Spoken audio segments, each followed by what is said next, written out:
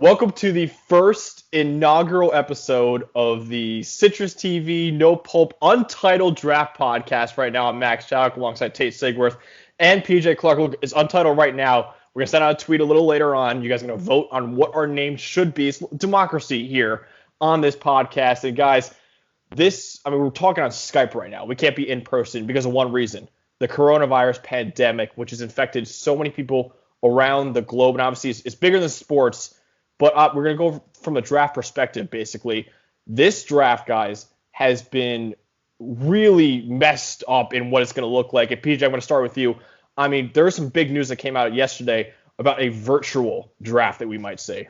Yeah, so EA Sports, Bleacher Report reported that EA Sports is going to have Madden simulations of all of the first-round players walking across the stage to meet Roger Goodell. And I would just like to note that we are like 72 days from the initial announcement of the fountains in the Bellagio, where we're sending Joe Burrow on a boat in a Bengals jersey to go meet Roger Goodell. And now we've pivoted to Madden making this happen. And it's going to be an absolute disaster. But I'm kind of here for it. It's going to be comical. I mean, seeing Joe Burrow, virtual Joe Burrow, little old Joe Burrow, strut across that stage, along with the other first-round picks to meet Roger Goodell, shake his hand, smile, get the jersey, is going to be ridiculous. I'm so here for it, just like PJ, but it's going to be ridiculous. Do you think you could put like the boat, like have the Bellagio there anyway and get like the virtual boats? Like, how far are we taking this? I think they will. I can't wait to see like the graphics just mess up like EA always does. Like the hand of Roger Goodell go through the player's hand. And it's gonna be a trademark. Look, I don't blame him for trying. It's a weird time right now, but it's gonna seem like a very weird experience. And PJ, I want to ask you, do you think this draft should even be happening, or should have they postponed it?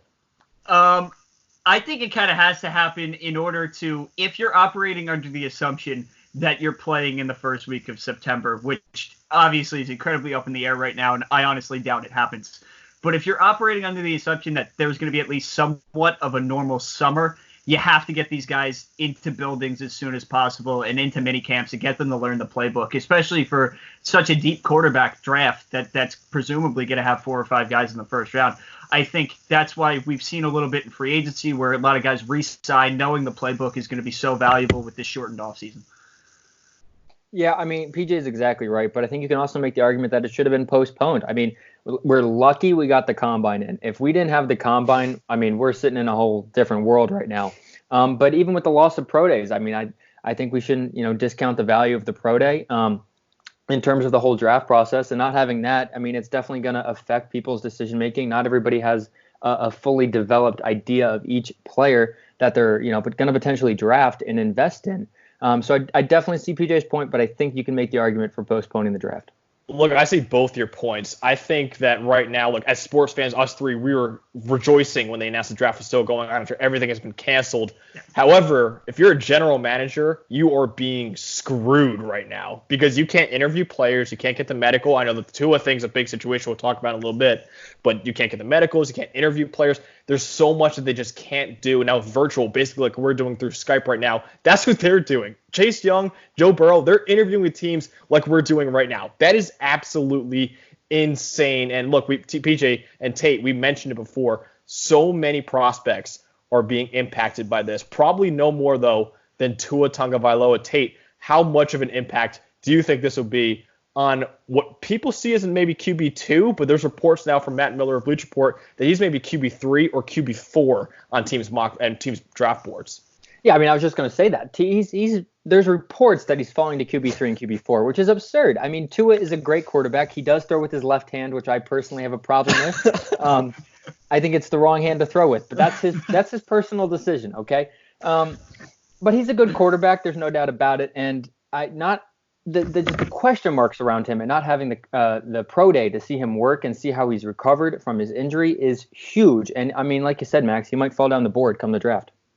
I mean, when we were planning this yesterday, there was a Bleacher Report push notification that we all got that said Tua is telling every team that he is completely healthy. And my caption for it was, this guy lies on job interviews just like the rest of us.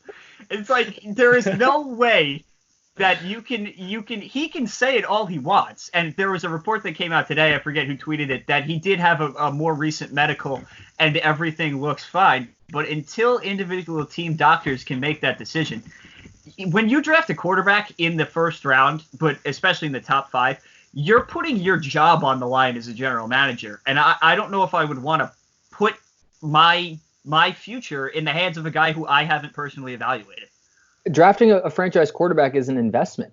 You don't buy stock in something you don't believe in, and not being able to work him out in front of you for your own eyes, getting your own team doctors that you trust to evaluate him. I mean, it's huge. I mean, you're not going to draft Tua if you don't think he's 100%. But I also think this now gives an opportunity for a smart team or a team that has a more established coach. The Saints, for one, Sean Payton's never getting fired. And if he wanted to move up, if Tua falls to the teens, if the Saints wanted to move up and make that happen, they could afford to sit him for a couple of years, right? If he falls to the teens. What a fall that would be. Well, the report that Matt Miller had was that he said a healthy Tua. Well, that's just nonsensical. That's ridiculous. That doesn't make sense. Throws with the wrong hand. He throws with the wrong hand. I think we're all discounting it. How do you watch Tua Tagovailoa, a healthy Tua, and say, yeah, you know what, I'll take Jordan Love over him, or I'll take Justin Herbert. That's a bad take. That's a bad take. I've said it to the two of you. If I had a letter from God guaranteeing 15 years of a healthy Tua Tagovailoa, I'm taking him over Joe Burrow. I'm 100% confident in that. If Tua never got injured with the initial hip and then the ensuing ankle, I would have him over Burrow. He's never played bad football. No, never in his entire life has he played bad football. Yeah, that's true. He throws with Look, the wrong hand. he might throw with the wrong hand. I love Tua Tagovailoa. I'd still trade up if I'm whoever to number 2 or number 3 to get him. I still think he's the second best quarterback in the draft behind Joe Burrow. But look, guys, there's more than just Tua that's getting impacted by this, though. Guys with prior off-field concerns like Christian Fulton, the LSU corner, he had an arrest for marijuana, I believe, in his freshman year, and now he can't go to teams and explain himself away, so that might make him fall down some boards as well. So guys maybe who have made up for their mistakes in the past, they're getting screwed by this coronavirus too because they can't meet with teams and tell them, you know what, I've moved past this. I mean, I think it's totally an advantage to not even if you have like a prior incident like Christian Fulton or even Alton Robinson, a Syracuse guy who got kicked off of Texas A&M due to an arrest and then ended up at Syracuse, who's probably going to be a day 2 pick. And explaining yourself, I think it's just advantageous to get guys in the building, show them the rooms, watch how they interact with the staff members at the facility, not only the head coach and the GM and the positional guys, but make sure they mesh and fit everybody wants to preach culture. And the only way to get that is guys into a building, which we can't do. Yeah, I mean, there's a ton of guys. I talked about the pro days where it's going to have a ton of effect. Like Jake Fromm had a bad combine in terms of his throwing, and not having a pro day for him is huge because that's where all the quarterbacks really start to throw very well. I personally think Jake Fromm is a fraud, but we won't get into that. That's a different time. A couple other guys, I think they could have had been very valuable for them to have a pro day. KJ Hill, he ran only a 4.6 at the combine, which isn't great. Pretty slow. So a pro day, he could have run a lot faster. AJ Espensa, he's a D lineman who a couple people had him in the first round, and he ran a 5.02 40. So at his pro day, running a bit faster and proving that he could be a speed rusher at the next level would have been huge for him. And then KJ Hamler, T. Higgins, they didn't run the 40 at the combine. Their pro days would have been interesting. Not even that. Everything we heard is that Ruggs was going to run his best time at the Alabama pro day. He didn't actually want to break it at the combine. So we even got robbed of that. Yeah. And look, I'm a Penn State fan, and KJ Hamler, he said actually in a press conference he would run a 4.27. So, stock up for guys who didn't run at all because they could just throw out whatever time they run. God. Chase Young didn't run. He could have said, I ran a 4.3. I could have run a 4.3 in my pro day if you let me. No one can tell you you're wrong. I mean, I could run a 4.1. Until we get it on tape, I can't tell you you're wrong. Exactly. Look, a lot of guys' stocks might be falling, but probably one position that is not falling at all is this wide receiver class, guys. And PJ, I want to start with you. This receiver class, you're a Jets fan. You guys need a receiver to help out Sam Darnold, and this is the perfect year to do it. It really is, and thank you to Dave Gettleman for that 74th overall pick, because that might come into play there. I would prefer if the Jets took a wide receiver with one of their first two choices, 11 and 48, preferably at 11, obviously, but we'll get into that a little bit more later. But this draft, there were 6 guys, I believe, in McShay's last mock on ESPN.com that he had going in the first round as wide receivers, and then he had 9 in the first 2 rounds. I think we could hit double digits within the first 2 rounds of wide receivers this year. Yeah, I mean, 100%. There's been plenty of people talking about this wide receiver class, including, like referring it to the class where Julio came out and all those guys. And I mean, I think they're exactly right. I think there's 15 guys here, maybe more, maybe it's a little less, that can come into a program and help them right away. And that top 4 of Lamb, Judy, Ruggs, Jefferson, maybe you have a little different top 4, but I mean, I think those guys are elite and they're going to be huge at this next level. Yeah, Tate, you just mentioned that Julio Jones, AJ Green class. I think that's rivaled right now by Jerry Jeudy and CeeDee Lamb. I mean, those 2 are studs. After them, though, you still have guys like Henry Ruggs, like you mentioned, who's still, I think, a top 10 player in this draft. Denzel Mims has been rising, skyrocketing up draft boards right now. I mean, this draft class is absolutely ridiculous at the wide receiver position. I mean, I could see 8 guys going in the first round. I mean, there's 8 guys, I would say, that have first round potential in this draft, and that is insane when you have a quarter of the first round being from one position. That's insane to me. And I think it's even kind of been further set up or solidified by what a lot of teams did in free agency. The Vikings trade Stephon Diggs for that Bills first-round pick. I think at that pick, 26, I think it is, I think that's a pretty good spot for a wide receiver to be taken. I think they're going to take one with one of their 2 first-round picks. Now, Green Bay didn't go sign a wide receiver in free agency. They got Devin Funchess, but he's not a huge difference maker. I think they take one with their first-round pick. I think a lot of teams have played free agency conservative in the hopes of getting one of these guys in the first 2 rounds. Yeah, and the 49ers just traded 2 for the Colts pick. That was top not a 15. coincidence. So they might, after losing Emmanuel Sanders, they might get a receiver too.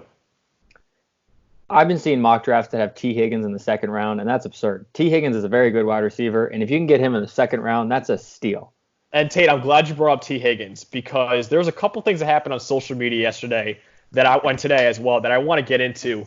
A guy that we love, Jerry Jeudy, posted a highlight video of the song "Put On" by Jeezy in his highlight video, which we all, I think, can concur, love. And I mean, we said it before. I mean, you put "Put On" in a highlight video, you are moving up the draft board right now. And then T. Higgins with the new Tootsie Slide song by Drake, he put that in. He danced to it. I love that. And look, so this is a deep receiver class. Nobody, it seems, in the mock drafts are going top 10, which I think is insane.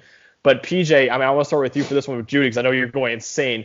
The Jeudy highlight mix, how much of that, does he push up that draft board a little bit because of that video yesterday? I mean, as if he couldn't get any higher for me. It's like, this is a guy, Jerry Jeudy, who everybody is trying to find flaws in relentlessly. Everybody's trying to pick him apart. Oh, he's not physical enough. The guy comes in as a top 3 route runner in the entire NFL. He comes in, another Alabama wide receiver who we mentioned before, Amari Cooper. That's where he's at now, is Amari Cooper. And he's only going to get better from there. If you put him, God forbid, in San Francisco with Kyle Shanahan, book their ticket back to the NFC Championship game at least. I don't care how bad Jimmy Garoppolo might be.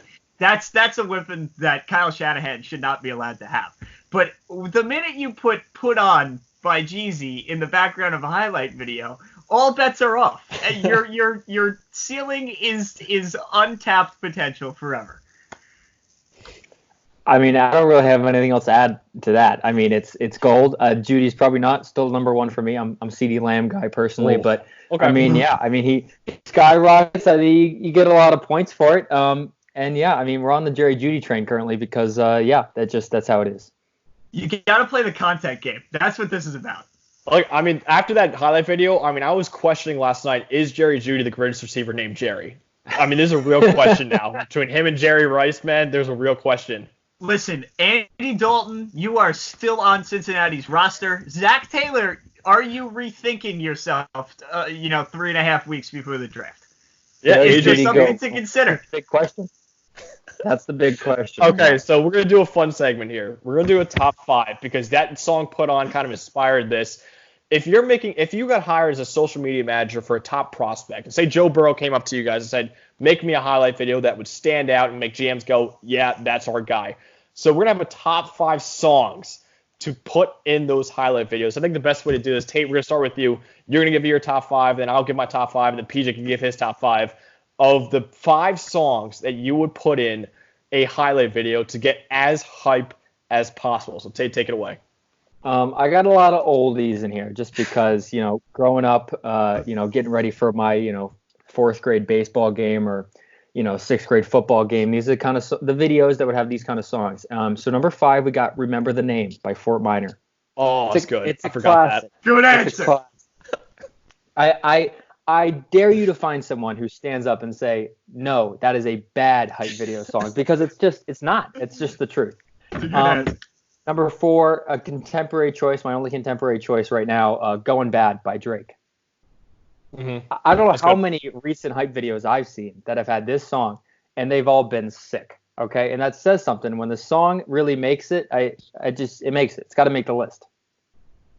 Number 3, song we're just talking about, I got Put On, Jeezy, Kanye West. That's number low. 3 on my That's board. really low. I'm just gonna say it. I didn't put it in because I thought it was like we're gonna exclude it's off that. the board? Okay. All right, that's fine. See, I wasn't sure, which is why I was thinking maybe I put it 1, maybe I put it 5. Like 5, it's the song we were talking about, get it out of the way. But I put it 3, nice in the middle. I mean, when you hear the song, how can you not move? How can you not get hyped? Yeah. I'm ready to run through a wall. Let's go.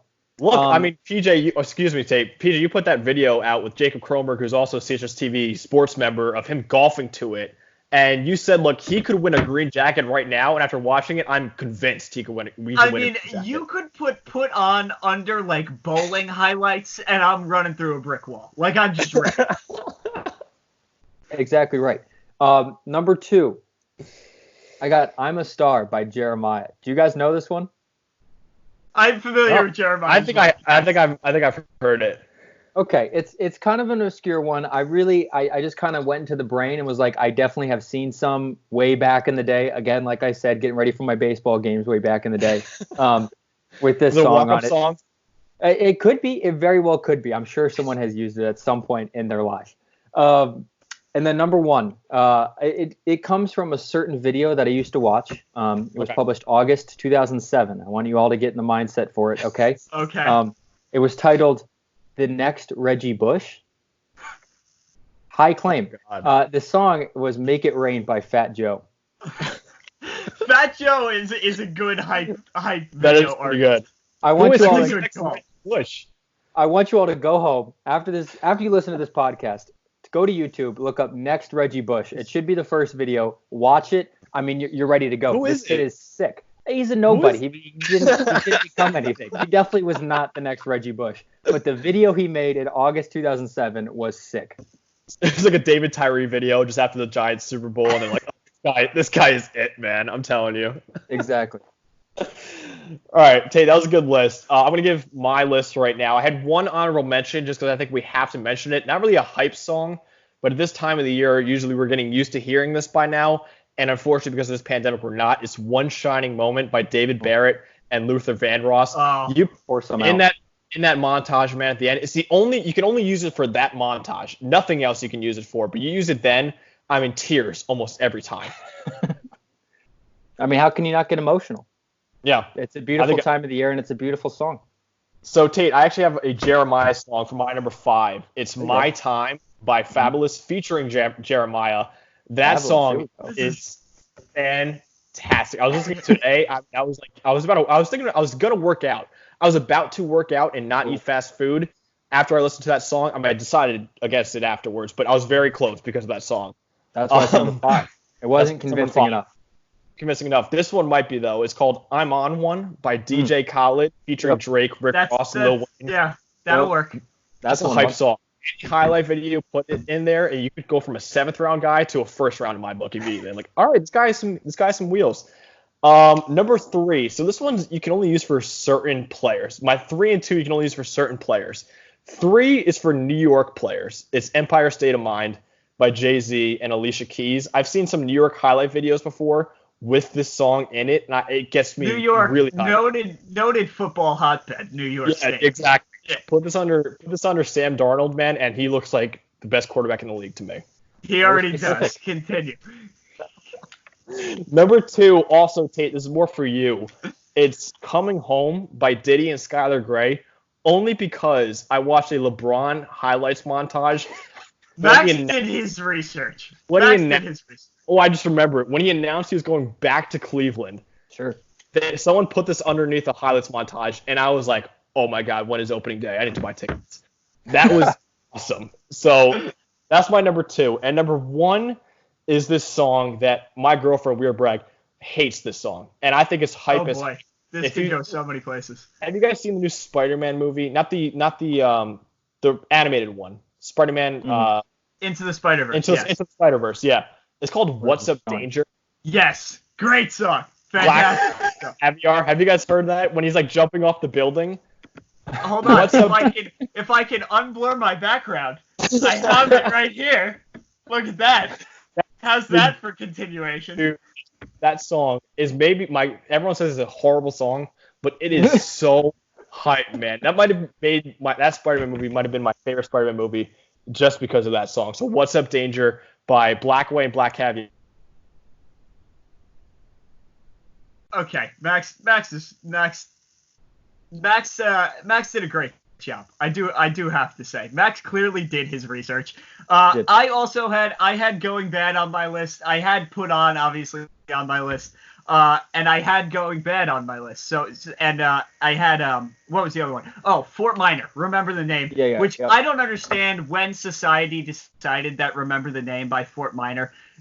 Where you're adding all of the effort in life up, and it doesn't even add up to 100 anymore. It adds up to like 175. Dude doesn't know how to do math. That song was ruined for me by the J.J. Watt Hard Knocks when he was like just rapping to himself. I was like, yeah. Oh, I mean, that's objectively terrible song, but I don't know when society decided, this is the premier hype video song, but it is, so it has to be on the list for a long time. So I changed up my top 5. I didn't want to overlap at all. So number 5, a more recent one. I have Middle Child by J. Cole. Ooh, okay. I was thinking about it.